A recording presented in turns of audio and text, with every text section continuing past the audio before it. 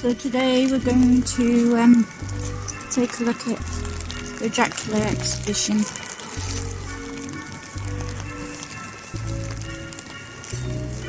So let's go and take a look, shall we?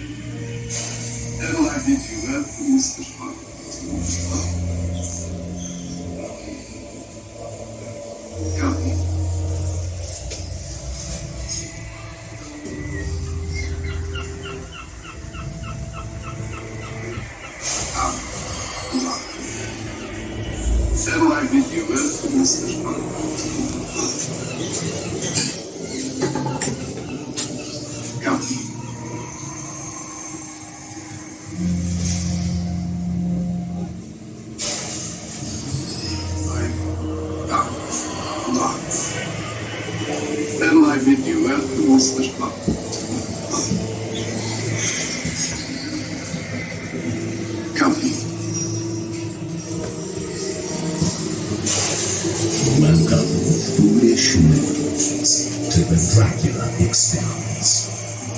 Walk carefully, do not run. To run implies a chase. Do not stop too long. That means the chase is over.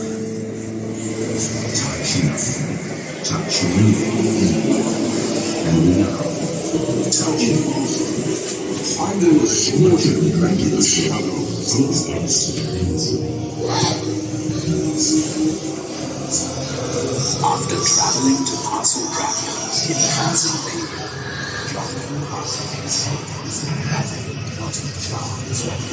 So that's the cloak worn by Christopher Lee.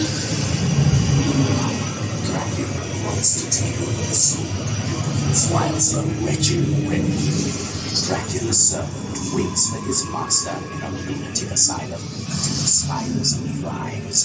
Dracula's ship returns by a storm.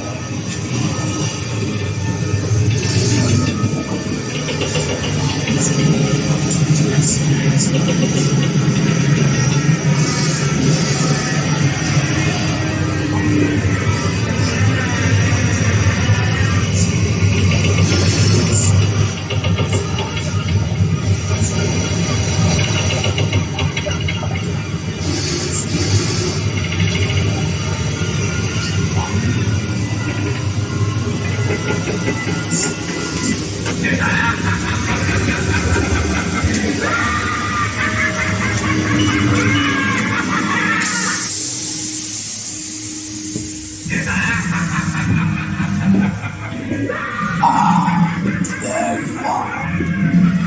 Dracula leaps from the ship and up the 199 steps to the graveyard near the woods.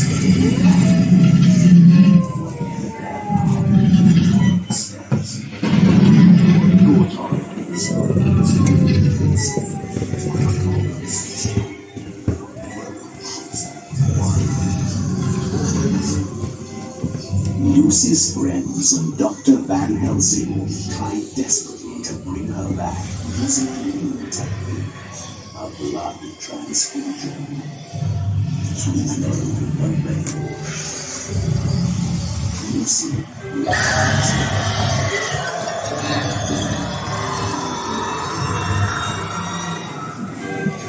Lucy retires to her coffin, neither dead nor alive.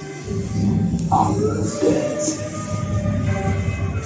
Dracula is now pursued relentlessly by his John.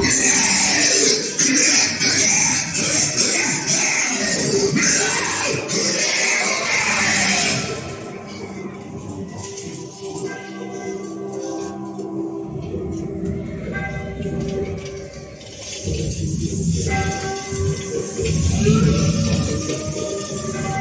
Helsing outlines the vampire's power. Yes, great.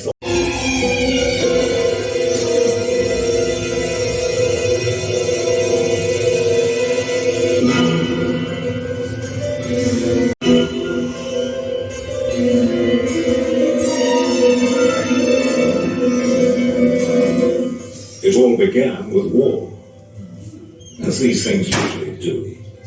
Turkish armies of the Ottoman Empire were marching north through Wallachia and Transylvania in an attempt to conquer Europe. There arose a Transylvanian prince, warrior for the Catholic Church, who raised his army to repel the Turkish invasion. He was Prince Vlad III of Wallachia. His father was Vlad II, also known as Prince Vlad Dracula. Hail to their heads. His preferred punishment, however, was impalement. He is thought to have impaled 100,000 people during his reign. He would sit amongst the impaled to eat his food and drink their blood.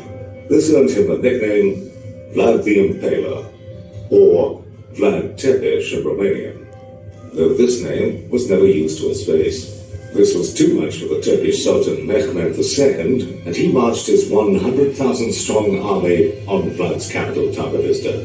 However, he turns his forces back in revulsion at the sight of 23,844 rotting Turkish corpses in a forest of the impaled Vlad, and had them counted as they were impaled.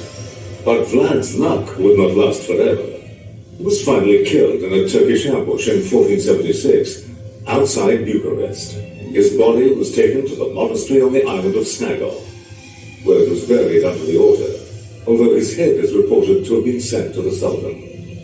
In 1931, the Romanian government exhumed the grave.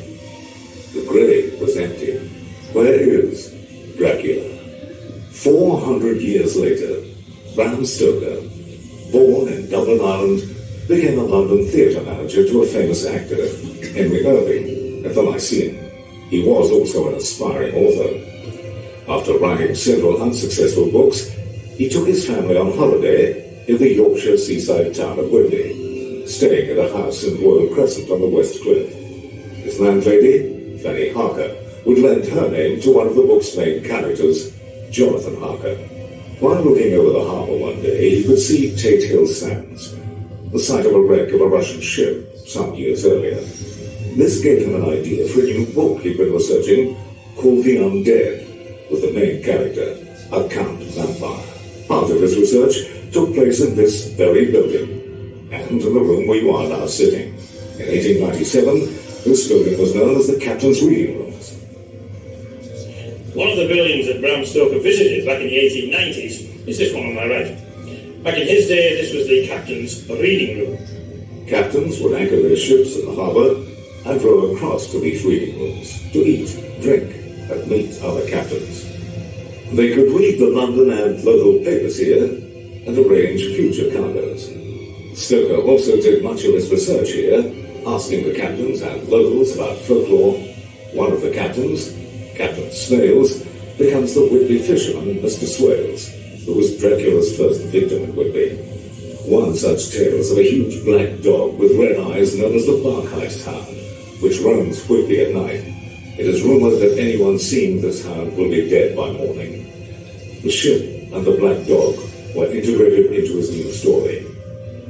He read about Prince Vlad Dracula, or Vlad the Impaler in Transylvania, and though he never went there, Vlad would form the basis for his main character, who he now named Count Dracula, a name which would famously enter the English language. Bram Stoker died in 1912, and did not want to be buried. He opted for cremation. 3 chapters of the book take place in Whitby. Captain's Log, the Demeter. Left Varna, bound for England. Ship blown off course by a storm, which came from nowhere. Something strange and frightening on board with us. Crew all dead. I fear I will not be long for this life.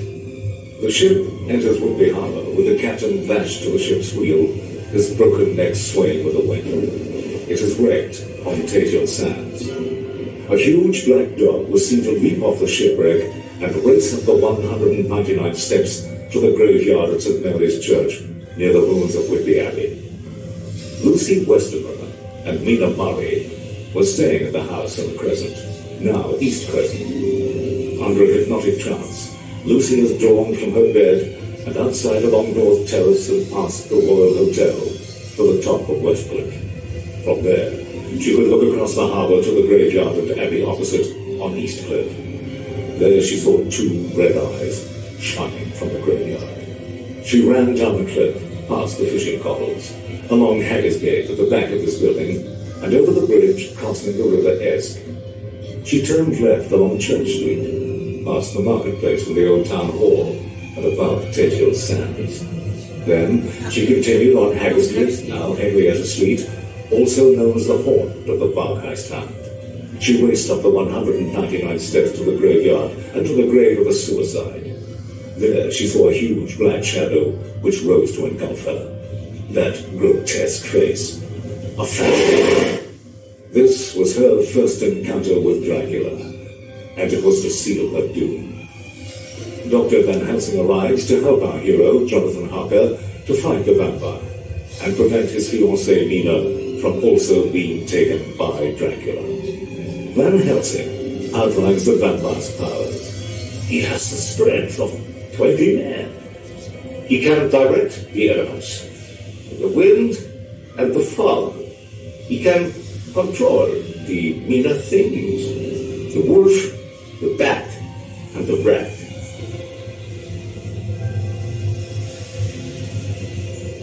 The last location in Whitby is the railway station, where Solicitor Billington directs the loading of the crates of earth with Dracula's sleeping body in one crate on its way to Purfleet, London.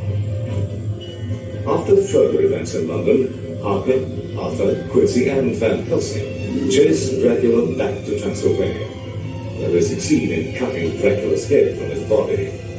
It seems that Dracula's reign of terror is over. What do you think? But consider this dismaying observation. Since vampires do not die, a vampire may follow you.